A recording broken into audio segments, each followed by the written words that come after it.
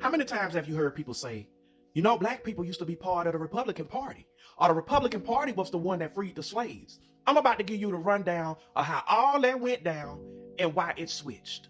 Here's something that a lot of you may not know. The Civil Rights Acts of 1964 and 1968, signed into law by the Democratic Party, wasn't even the first Civil Rights Act. The first Civil Rights Act was signed into law in 1866. And guess what? It was signed into law by the Republican Party, who unanimously voted to override President Andrew Johnson, who was a Democrat that strongly opposed it. Now, don't get me wrong.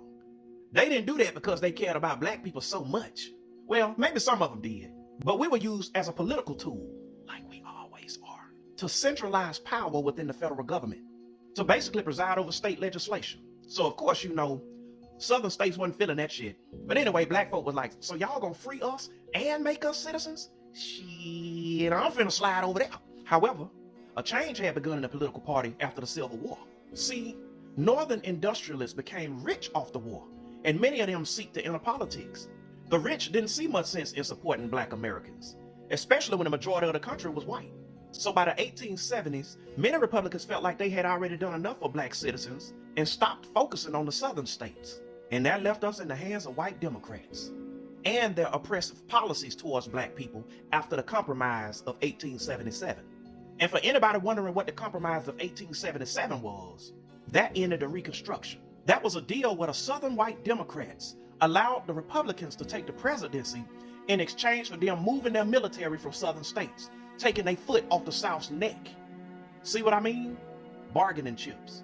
Anyway, fast forward to the 20th century. Almost 60 years later, the Great Depression shook stuff up, baby. When everybody broke and hungry and looking around to see who to blame, hey.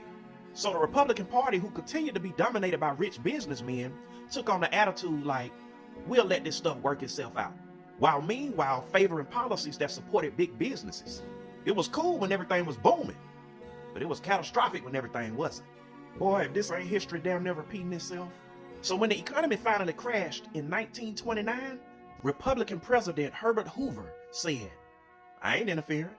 Boy, that pissed people off right there. Mind you, if the economy was bad for white people, it was a wasteland for black folks. So that's when the president, Democrat Franklin D. Roosevelt, came to save the day. He won the 1932 election by a landslide. And it was Franklin D. Roosevelt's policies that shifted politics into much of what we see today. In comes the Civil Rights Movement. It's important to note that race wasn't necessarily a party thing, it was a regional thing. Southern Democrats and Republicans opposed the Civil Rights Movement, while Northern Democrats and Republicans began to support the legislation as the movement picked up. In 1964, Democratic leader Lyndon B. Johnson signed the Civil Rights Act into law. The Republican candidate Barry Goldwater was very much opposed. He stated that this expanded the power of the federal government too much. And because of this, black folks started switching over to the Democratic Party. We began to see them as advocates for equality and justice, while seeing Republicans as the party who wanted to maintain the status quo. During the 60s and 70s, the Democratic Party sought other reform like abortion and prayers in school.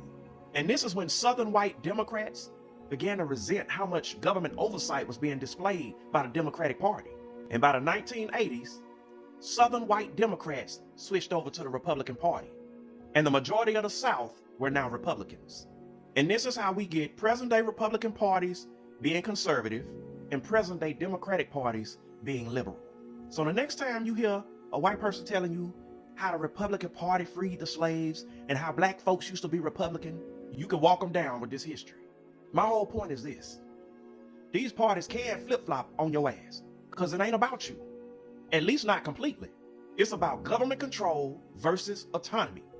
It's about the wealthy class versus the working class. And it's always been about power. Do you think our interests still lie in the Democratic Party? Or do you believe they've abandoned us a long time ago? Drop a comment and let me know.